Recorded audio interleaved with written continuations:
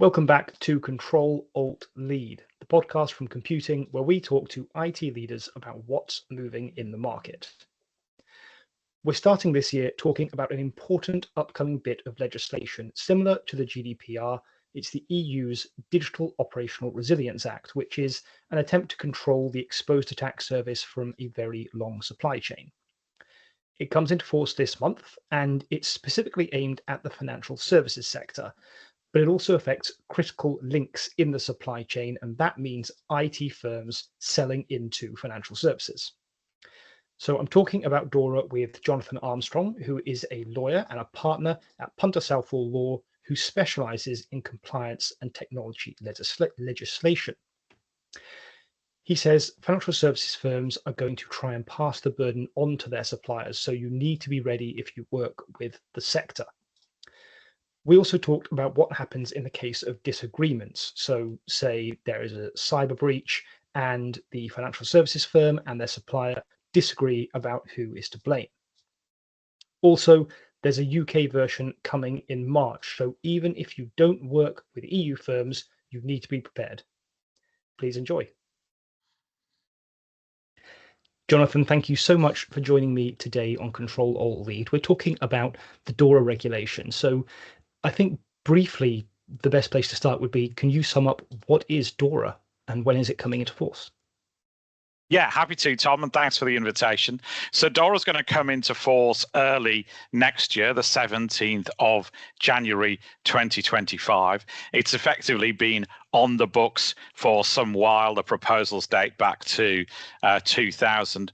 And in essence, it's a regulation and a directive, so a package of measures that look at operational resilience in the financial services sector, but they affect not just financial services businesses, but also their critical suppliers as well. So that's likely to be, in the main, IT businesses, tech businesses that sell into the financial services sector.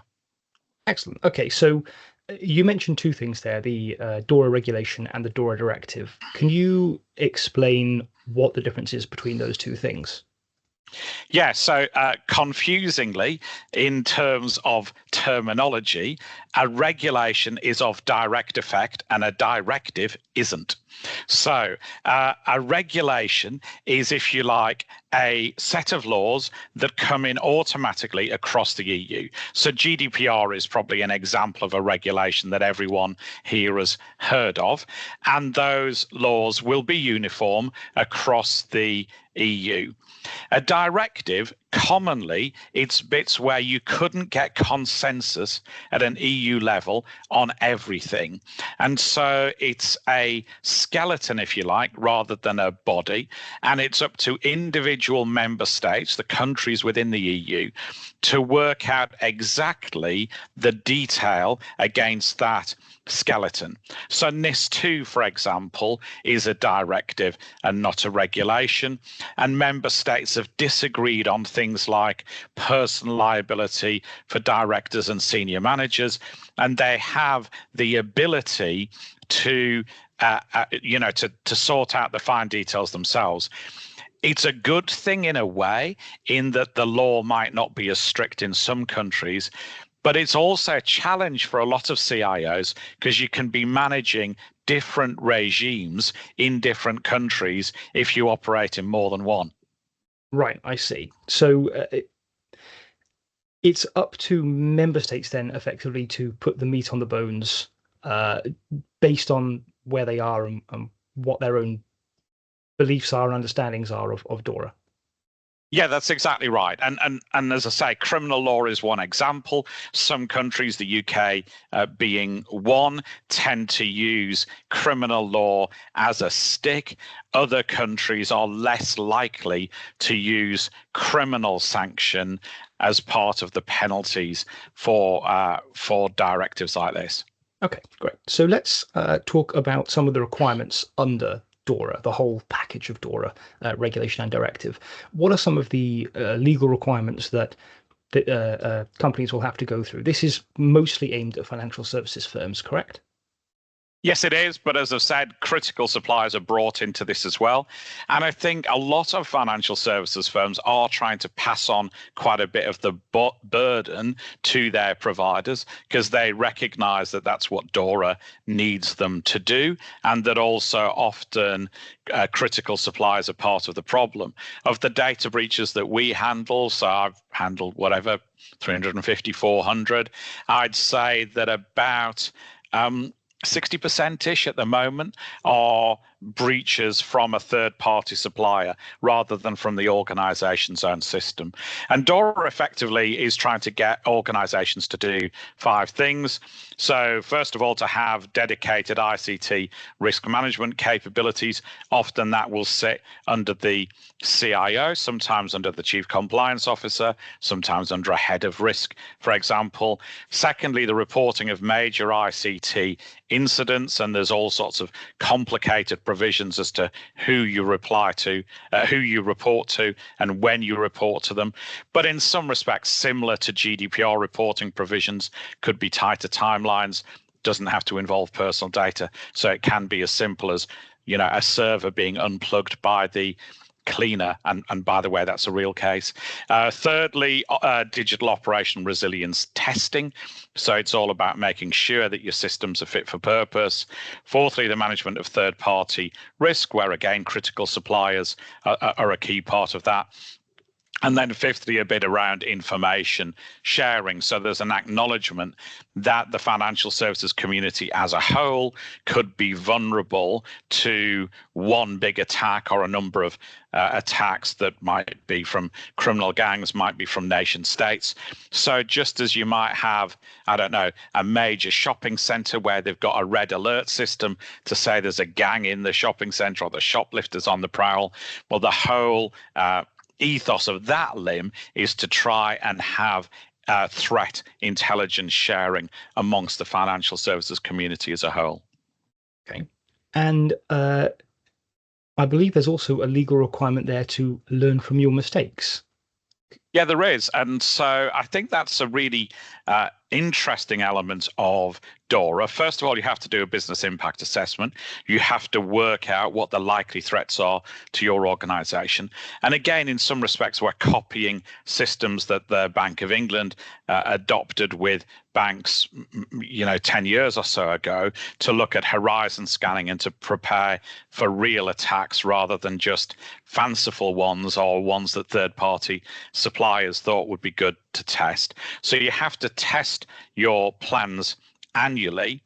And if you have an incident, you have to have a sort of post-mortem, look at what went wrong, then review your systems again to see if you could improve. So you have to look at the lessons learned and show that you've improved your processes to prevent incidents like that happening again. Excellent. Okay. Forgive me for forgetting the exact terminology you used. But earlier when you were talking, you said something about a single point of failure or few suppliers. So perhaps we could talk about that. There are mostly a few key service providers when it comes to tech for the financial services industry. Does that create a weakness that they're going to have to think about when it comes to DORA?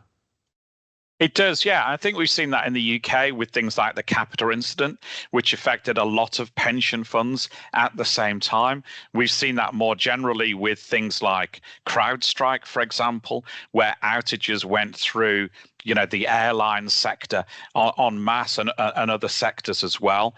And so what we're looking at here is that sort of ability to build, to assure, to review, to make sure that suppliers are part of the robust defense as well. And I think, again, that's one of the challenges, really, whenever you're involved in an incident, because often the organization cares more about it than the supplier does. And sometimes suppliers aren't geared up to coping with incidents. They might have 200 customers that are all affected by the incident. They're all knocking on the door. And what you often find in a real life scenario is it's almost like a ticketing system at a deli. They'll say, you are caller number 97. and will get through to you and tell you what the event looks like when your number's called. But that's really challenging for organizations because they have their own reporting deadlines. So even under GDPR, I've had cases where we've had to report within 72 hours, but the supplier hasn't given us details on what's gone on until, let's say, a month later. So those sort of issues are going to be more prevalent under DORA. And as a result, people have to look at their contracts very hard to look at reporting obligations from suppliers, cooperation, audit rights, all of that sort of stuff.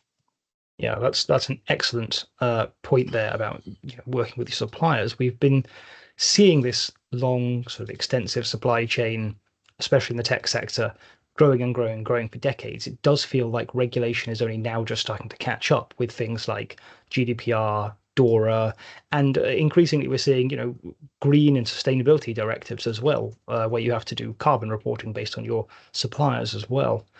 So excellent point there. Which brings me on to my next question, which is the impact on non-financial services firms, because they'll be caught up in DORA through the supply chain. Yeah, correct. And I think a lot of them will be having slightly meaningless questionnaires through their letterbox if they haven't had them already.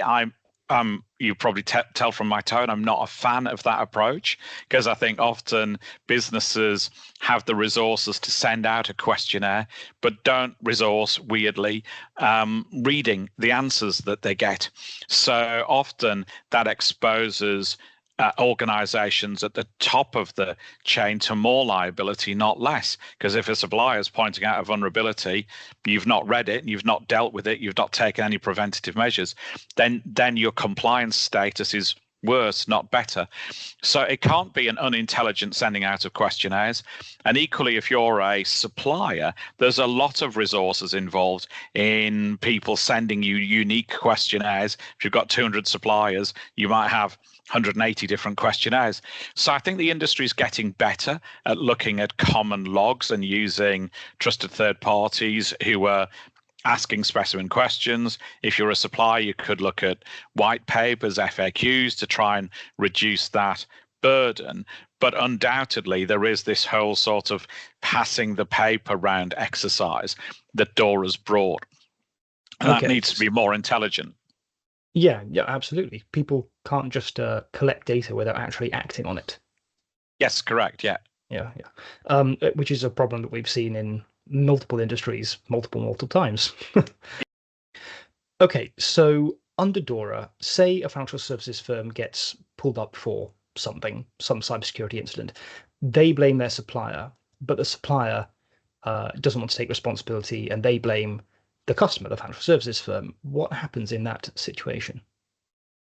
I think inevitably it leads to litigation, doesn't it? And I think the lesson for a lot of rules like DORA and NIS and GDPR is that you have to look oftentimes at your litigation strategy in parallel to your response strategy, because litigation is more and more likely, and that's from affected victims. So if you're a bank, from your customers, it's also from those that you deal with. So that might be litigation with your suppliers. And we do have these challenges. As a general rule, the regulated entity, so the bank, is going to have to do pretty well to say that it didn't have responsibility for its suppliers. But we've had cases like the Carlos Abarca case, for example, this CIO who was personally sanctioned, where the regulators have even looked at things like LinkedIn profiles. If you say on LinkedIn that you're good at managing suppliers, then you better be, because the regulators are going to hold you to account for that. So regulators, I think, are going to look forensically. They're going to need some persuading that you're not responsible for what your suppliers have done. But from a supplier point of view, that doesn't let you off the hook, because you're likely to have litigation against you to bear the consequences for what went wrong. I think we're going to see an almighty fight, possibly with the post office and Fujitsu, which will probably show us in the coming years how ugly those disputes can get. Absolutely. Yeah, The Spanish case that you mentioned there was a really interesting one of the first ones where we'd seen a CIO be personally sanctioned. So yeah, really interesting to see how that develops over time. So my last question for you, Jonathan, is that obviously the UK is not part of Europe anymore, but there is a UK version of DORA coming in March next year, March 2025. Can you expand on that a little bit and explain how UK companies should prepare for it? Yeah, I think they're cousins in a way. I think there is a parallel between the new UK laws and DORA. And of course, some organizations, an IT supplier that's supplying organizations that have a footprint in the EU as well as the UK, is going to have to do both regimes in parallel. So I think it probably makes sense for organizations to have one program that looks at DORA and the UK equivalent. And as you're right in saying that they come in 31st of March, so there's not a big gap between DORA go live and UK go live. So in terms of what can you do to do your program to comply? I think obviously you need to do a gap analysis first. So what sort of stuff do you have already? What needs to change? You need training. That needs to be the management and the board as well. Organizations, whenever it comes to change like NIST, like the EU AI Act, like DORA, tend to be relatively good at training those at the bottom of the organization, but not so good at training those at the top. And we know that in areas like DORA, often it's management risk that's the greatest. Management, from the cases that I've seen, are more likely to click on a phishing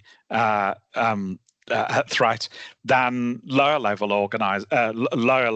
people in the organization. So you'll need to check processes and procedures, horizon scanning as part of that. As I've said, you'll need to look at the board and senior management. It might mean that you'll need to recruit, because a lot of board members aren't very good at IT tech-related risk and tech-related issues. So you might need to have an honest assessment of whether you have the right skills on the board. You'll need to look at that third-party risk, as we've discussed already. You'll need to look at the nitty-gritty at who your regulator will be. That's not an easy question to answer for tech businesses, because they don't directly report to a regulator at the moment.